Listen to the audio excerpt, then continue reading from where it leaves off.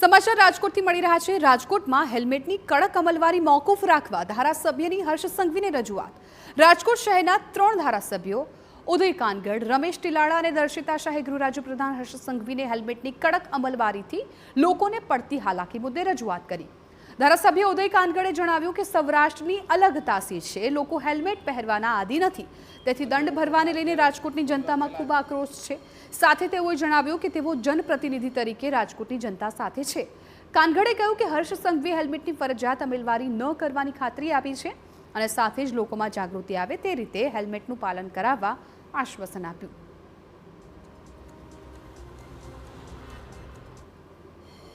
રાજકોટના ધારાસભ્ય તરીકે હું સાથી ધારાસભ્ય રમેશભાઈ ટીલાળા અને એવા ધારાસભ્ય શ્રી દર્શિતાબેન શાહ સાથે અમે ત્રણેય સાથે મળી